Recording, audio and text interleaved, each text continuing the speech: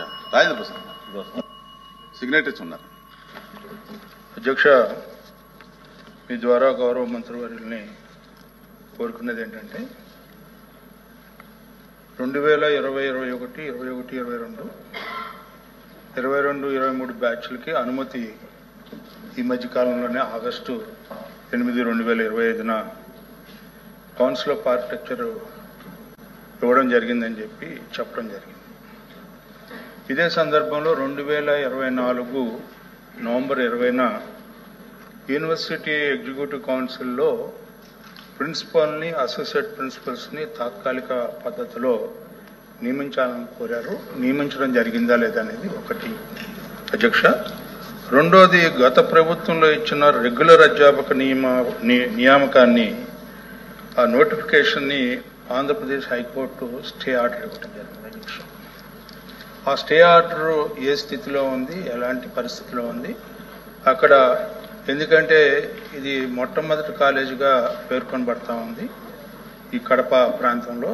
ఈ యొక్క రెగ్యులరైజేషన్ కాన్సెప్ట్ని మనం ఇక్కడ విద్యార్థులు నష్టపోకుండా టీచర్స్ని టోటల్గా మనం ఎంప్లాయ్ చేయడం జరిగిందా లేదా అనేది మీ ద్వారా మంత్రి గారు అడుగుతున్నారు.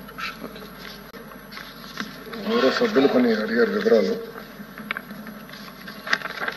అధ్యక్ష, అడ్మిషన్స్ అనేది 20-21 నాడు ప్రారంభించారు అధ్యక్ష. కానీ ఎలాంటి అనుమతులు లేకుండా ప్రారంభిస్తాం జరిగింది అధ్యక్ష. మన విద్యార్థులందరూ కూడా వచ్చి నేను కమలాపురంకి వెళ్ళినప్పుడు కూడా, పుట్టపర్తికి వెళ్ళినప్పుడు అక్కడ వచ్చి కలుస్తాం జరిగింది అధ్యక్ష. అధ్యక్ష, విచిత్రం ఏంటంటే నాకు గత ప్రభుత్వం పర్మిషన్లు తీసుకోలేదు ఈ యూనివర్సిటీ ఏర్పాటు చేశారు.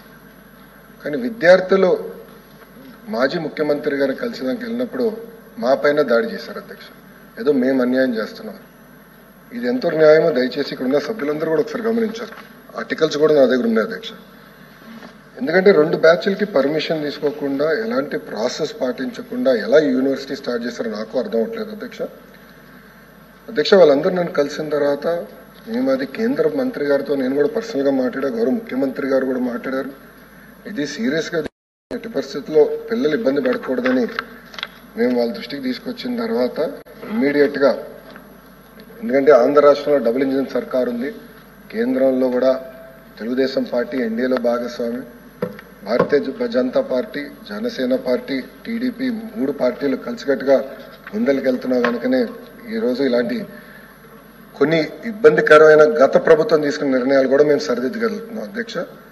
అందుకే మేము ఫాలోఅప్ చేసుకుని ఈ 2 బ్యాచ్లకి రావాల్సిన అప్రూవల్స్ మేము తీసుకొస్తాం జరిగింది అధ్యక్ష. అధ్యక్ష, పెద్దలు కొన్ని అడిగారు అధ్యక్ష. ఏంటంటే professors, associate professors, assistant professors నియామకంలో గత ప్రభుత్వంలో ఆలస్యం జరిగిన విషయం వాస్తవం. వాళ్ళు ఇచ్చిన నోటిఫికేషన్ సరిగ్గా ఇవ్వలేదు కనుక వాళ్ళు కోర్టుకు వెళ్ళారు, స్టేజ్ వచ్చినాయి. ఇప్పుడు ఆ స్టేజ్ అని వెకేట్ చేయించి ఆ నోటిఫికేషన్ అనేది చేయాల్సిన అవసరం ఉంది. సుమారుగా 4300 పోస్టులు అనుకుంటా ఈ లీగల్ ట్యాంగిల్స్లో ఉన్నాయి అధ్యక్ష. సో ఇప్పుడు మేము, ఎందుకంటే మాకు డిఎస్సి ఒక పెద్ద పరీక్ష, మంత్రిగా డిఎస్సి నాకు ఒక పెద్ద పరీక్ష, దానిపైన కూడా ఎక్కువ చర్చ ఉంది కనుక డీటెయిల్స్లోకి వెళ్ళను. కానీ డిఎస్సి అయిపోయిన తర్వాత we want to SIT resolve all legal issues. ఎందుకంటే హెచ్ఆర్డి డిపార్ట్మెంట్లో బొత్స గారు కూడా తెలుసు మాక్సిమం లీగల్ ఇష్యూస్ ఉంటాయి. సో ఇది మేము రిజాల్వ్ చేయాలని నిర్ణయం తీసుకున్నాం. రిక్రూట్మెంట్ కూడా ఒక పద్ధతి ప్రకారం చేయాలనేది మన కూటమి ప్రభుత్వం నిర్ణయం అధ్యక్ష. అదేవిధంగా అధ్యక్ష, మీరు కోరినట్టు ఈ భవనాలని ఎప్పటికల్లా కడతారు అని ఎవరో సభ్యులు కోరారు. వాస్తవంగా ఇప్పుడు నేను వివరాలన్నీ తెప్పించుకున్నాను అధ్యక్ష. బడ్జెట్స్ ఎంత అవుతాయి ఏంటనేది మేము ఇప్పుడు రివ్యూ చేస్తున్నాం.